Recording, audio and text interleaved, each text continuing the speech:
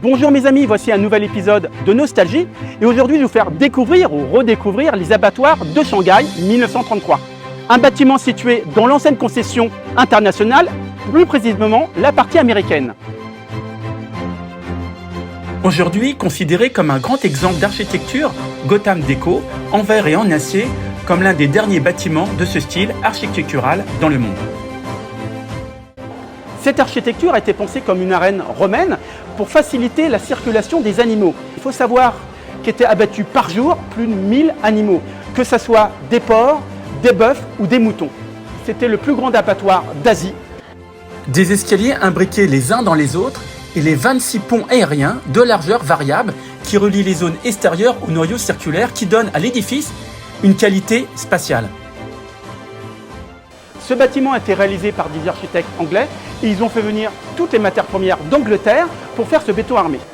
Les murs de 50 cm d'épaisseur sont creux pour aider à contrôler la température de l'air, ce qui permet d'avoir une température stable dans tout l'édifice. Le bâtiment a servi à de nombreuses fins, de l'usine de médicaments et de l'entrepôt frigorifique jusqu'au club social pour les propriétaires de l'entreprise Ferrari.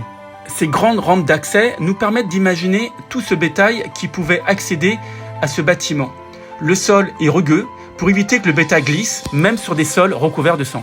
Conçu pour l'efficacité, l'imposante toile d'araignée composée d'escaliers, de rampes, de ponts et de couloirs entrelacés contribuait à guider le flux à la fois des milliers de travailleurs vers leur poste de travail et de millions d'animaux vers leur destin fatal. Les fenêtres en treillis à l'extérieur ont été construites pour créer une circulation d'air maximale. Comme nous pouvons voir sur cette photographie aérienne, l'ensemble du bâtiment a été construit autour d'un atrium central laissant entrer la lumière naturelle. Toutes les ouvertures ont été construites face à l'ouest, en direction de la Terre Sainte bouddhiste. On pensait que cela aidait le processus de la réincarnation du bétail. Sur une note plus pratique, c'est aussi la direction du vent à Shanghai qui permet d'évacuer les mauvaises odeurs.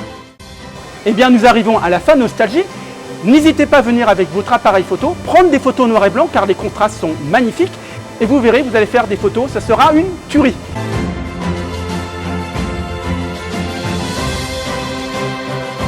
Voilà, à très bientôt pour un épisode de Nostalgie. Bye bye.